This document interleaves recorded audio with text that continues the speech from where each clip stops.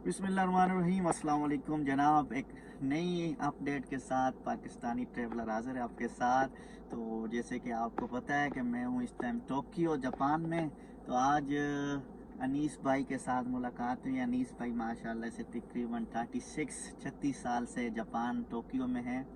तो मैंने सोचा आपके साथ थोड़ी सी इन्फॉर्मेशन शेयर की जाए। काफ़ी लोग पूछते हैं जापान का वीज़ा किस तरह लेना है, जापान में क्या होता है, जापान में कितनी सैलरी है, जापान में क्या है। तो आज सारी बातें आज अनीस भाई से पूछेंगे और आपको इन्फॉर्मेशन देंगे।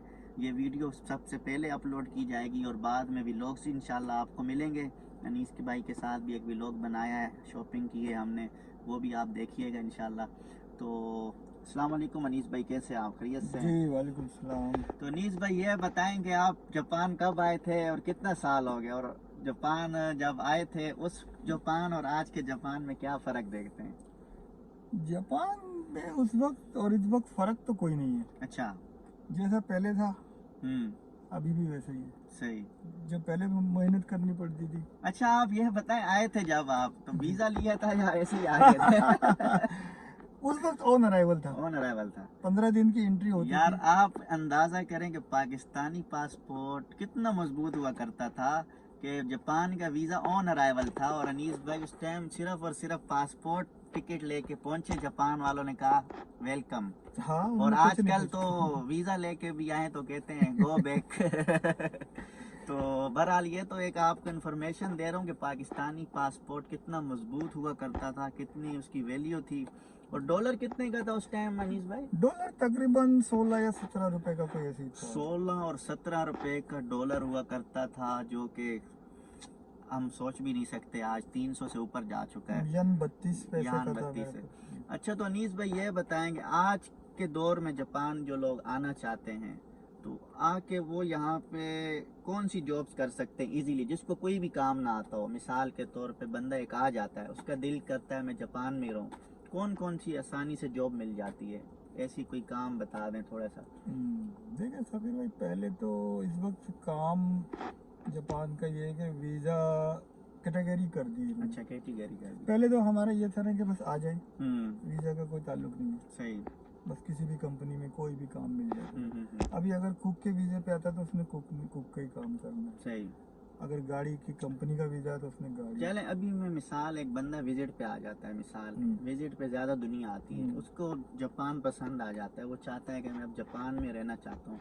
तो वो मतलब यहाँ पे क्या करना चाहिए उसको रहने के लिए? असाइलम अप्लाई कर ले तो आसानी से हो जाता है, या फिर जॉब मिल जाती है? ये चीज़ें मैं पूछना चाह रहा हूँ। असाइलम तो मिल जाती है, लेकिन उसमें हमारे मुल्क का जो है इमेज थोड़ा ख़राब इमेज होता है। खराब होता है। वो तो ऑलरेडी हो चुका है। लेकिन इससे ज्यादा मजीद नहीं हो अच्छा। अच्छा, वैसे सैलरी के बारे में सैलरी का ये है बताएं, कि आजकल कितनी सैलरी मिल सैलरी रही है? तकरीबन कितने पर डे के हिसाब से? पर डे के हिसाब से 10,000 यन तो कम से कम बन जाते हैं। मैक्सिमम कितने, 20 से 25 20 हजार? तो नहीं बनते अभी ना। अच्छा। क्योंकि ओवर टाइम वगैरह नहीं है, अच्छा, लेकिन अगर ओवर टाइम हो तो कितनी तो बने? 10 से 15।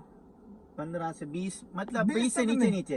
हाँ, 20 नहीं बनते अब। 18 15 के भी यहाँ आप 20 तो कमा पहले भी नहीं बनते थे, बहुत अगर मेहनत अच्छा। करें ना तो। अच्छा, ठीक ठीक। तो मतलब कंस्ट्रक्शन का काम, कंस्ट्रक्शन का उसमें काम है। पैसे ज्यादा हैं? हाँ, कंस्ट्रक्शन में या काम ये है। जो अपने कंपनीज के अंदर सामान उठाने वाला काम, इसमें लोडिंग कम है। अनलोडिंग, इसमें कम है? तो कंस्ट्रक्शन का काम है भाई, पैसा बहुत है। मतलब जो बंदा मजदूर है ना, जिस बंदे को मेहनत करनी आती है, जापान में वही कामयाब है। जो जब जब चाहता है कि मैं जापान में कुर्सी में बैठूं, तो उसने कुछ नहीं कमाना मेरे भाई। जापान में वही बंदा पैसे कमा सकता है जो मेहनत करेगा।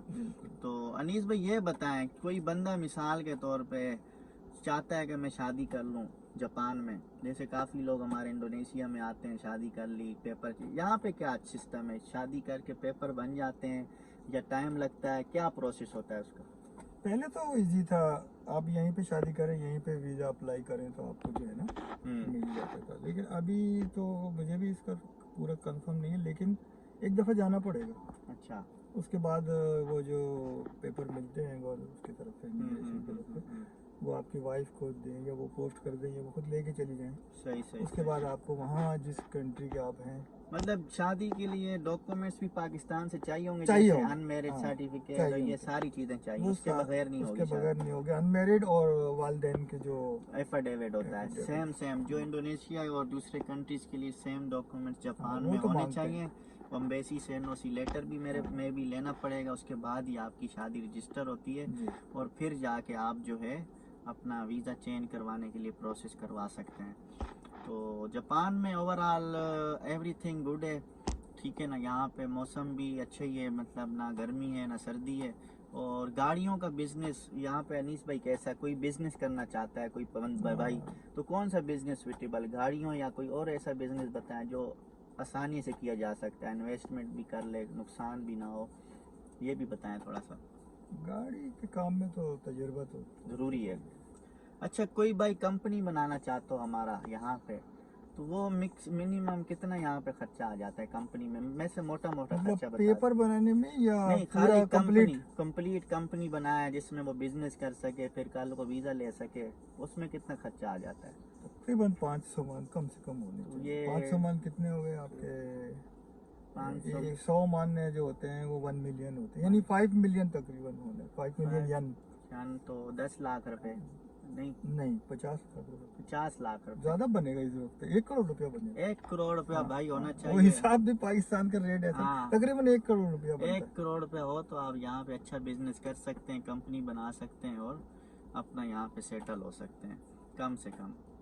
وہ بھی اسٹارٹ میں اس سے کم تو ظاہر ہے کہ ہوں 1 لاکھ ین تو آپ کے پیپر میں اس میں اور ہاں جگہ لینے میں لگ جائیں گے آپ کے. ٹھیک ٹھیک. اور پراپرٹی اگر انیس بھائی لی جائے تو فورنر خرید سکتا ہاں ہے کہ بالکل نہیں؟ خرید سکتا ہے. بالکل اپنے نام پہ خرید سکتے. اچھا تو کمپنی ہونی چاہیے. نہیں کمپنی نہ بھی ہو تو آپ اگر اب یہ رہتے بھی ہیں ویزے پہ یا اگر ویزے پہ میں وزٹ کا مجھے کنفرم نہیں ہے.